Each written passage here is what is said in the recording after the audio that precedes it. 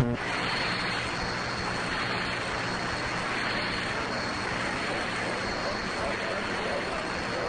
Saigon, Channel 54 AM, 99.9 FM.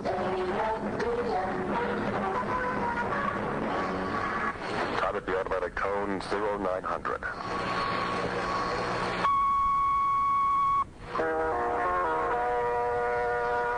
Good morning, I'm Army Specialist Bruce Dodd with 5 minutes of news compiled from commercial and military news agencies. The people he led in war and peace as general and president are filing past the flag-draped coffin of Dwight David Eisenhower in hush tribute. Washington National Cathedral was originally scheduled to remain open to the public for only 8 or 9 hours, but a church official says the doors will remain open as long as there is anyone wishing to pay last respects all night if necessary. Tomorrow, President Nixon will deliver a 5-minute eulogy as Mr. Eisenhower's body is placed in the Capitol Rotunda to lie in state. Lady Bird Johnson today visited with Mamie Eisenhower and described her as an inspiration to me and to the country. Mrs. Johnson says she conveyed to Mrs. Eisenhower her sorrow and that of her husband Lyndon at the loss of a longtime friend. The Johnsons will be among the dignitaries attending the Monday funeral services for Dwight D. Eisenhower.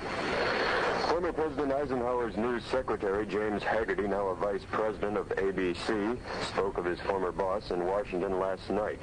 Hagerty was asked about Eisenhower, the politician. As a politician, in getting what he wanted to get done, both domestically and to some extent internationally, I think he was an actor.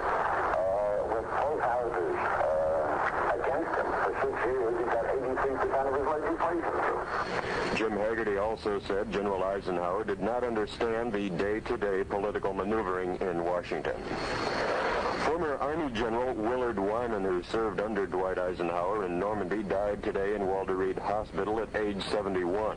Wyman saw duty in both World Wars and commanded an Army Corps in Korea. A UN Security Council debate on violations of the Arab-Israeli 1967 ceasefire moved into its third day today and ended in a stalemate. Afro-Asian members presented a proposal calling for condemnation of Israel. The U.S. is in favor of condemning all acts of violence on both sides. Inability to reach an agreement could produce an unfavorable climate for the four power talks, which will reportedly begin on Thursday. Tens of thousands of Nigerians turned out to greet British Prime Minister Wilson today. The Prime Minister toured war-ravaged areas of the bitterly divided country, said his visit was symbolic of British concern over the Nigerian Civil War. Wilson has made no plans to visit rebel leaders in breakaway Biafra, but British sources say this possibility has not been ruled out completely. The Czechoslovak news agency reports that Warsaw Pact troops have begun joint war games in Czechoslovakia, Poland, and East Germany. Units representing 4 Red Bloc nations are said to be involved, though no actual numbers were mentioned. The report on the maneuvers comes 12 days after a brief summit of Warsaw Pact leaders in Budapest. The impending arrival of Ambassador Henry Cabot Lodge has prompted a specific request to the White House. Bill Gill reports on that. A single request is reported to have been received here at the White House from Mamie Eisenhower. She asked that Ambassador Henry Cabot Lodge, chief U.S. Paris peace negotiator, be with her on Monday for the close of the Eisenhower State Funeral. Lodge arrives here in Washington on Sunday at 5 p.m. He will return to Paris in time for the next round of peace talks next Thursday. Lodge persuaded Ike to run for president in 1952, he was a close political ally. This is Bill Gill at the White House. A relative calm has settled over Prairie View A&M College in Prairie View, Texas, but early last night it was a different story as some 20 to 50 students, most of them athletes, went on a 2-hour rampage, burning 3 campus buildings, damaging at least 2 others. The outburst was triggered by the fatal stabbing of a star football player during a dormitory argument. The assailant is still at large. Cardinal designate John Dearden will issue precedent-setting charges tomorrow in centuries-old Catholic practices and attitudes in his Detroit Archdiocese. The action amounts to a commitment to change. The changes cutting across all areas of church concern emphasize simplicity and plainness. On this generally anything but spring day in the United States, a low of 14 below was reported at Fargo, North Dakota, as a cold wave swept through the middle of the country heading south and east. Up to 3 inches of snow covered the ground in Kansas. Hailstones were 3 inches deep at Gainesville, Texas, and nearly 1 inch of rain fell in 25 minutes during the night at Valley View, Texas. I'm Army Specialist Bruce Dabb, and that's news compiled from commercial and military news agencies on March 30th, 1969. A pleasant good morning. AFVN FM now begins another day of separate FM programming at 99.9 megahertz on your FM dial.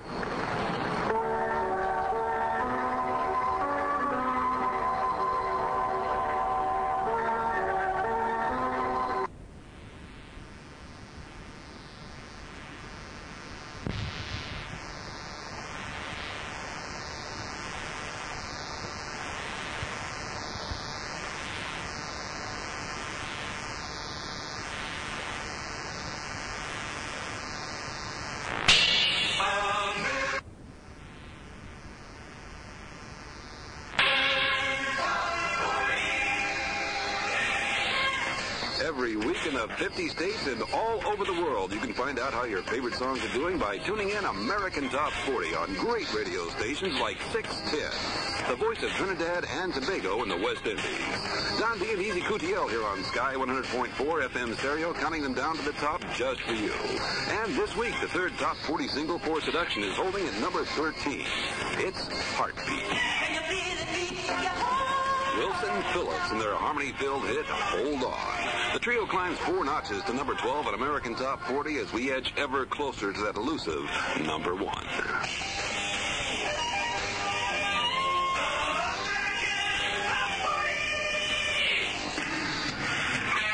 And here's that LA metal band whose original inspirations included Kiss. And just like Kiss, they recently hit the top 10 with a rock ballad.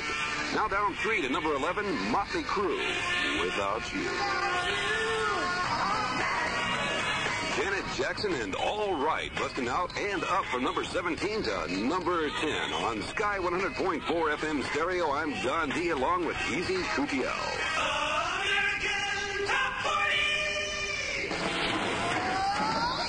Well, many of today's top rockers, Bon Jovi, Guns N' Roses, Motley Crue, and many more have been influenced by this group that moves up 2 today to number 9. Here's Aerosmith with What It Takes.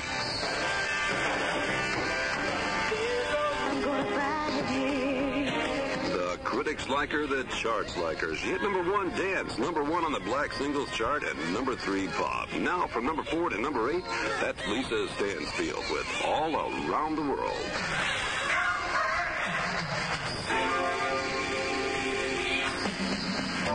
Well, it looks like the current solo hit by Babyface, better known to his male audience as Face. Well, it peaked at number 6 last week. Now it slips down to number 7. Here's Whip Appeal.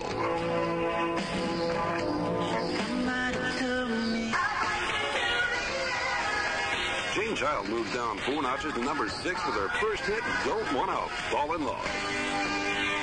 You're listening to American Top 40 here on Sky 100.4, and we're up to number 5. It's the first single from the new album, Brigade, and this is a big one. Up from number 10 last week, here's All I Want to Do Is Make Love to You. This is Heart.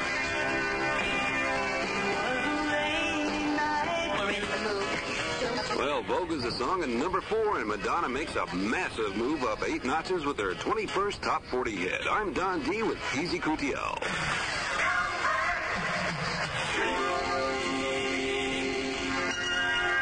We're just hit beats away from the top of the chart as Michael Bolton moves up 2 to number 3 with How Can We Be Lovers?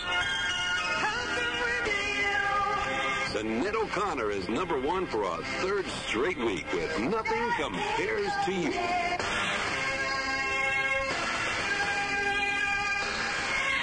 And that's it. The Big Batch, the pick of the crop, the 40 most popular records in America. Straight from the official Billboard chart for the week ending May 5th of 1990. I'm Don D. We will be back next week to blaze through the biggest hits in the USA. Until then, find yourself a way to unwind without falling apart. Bye-bye. American Top 40.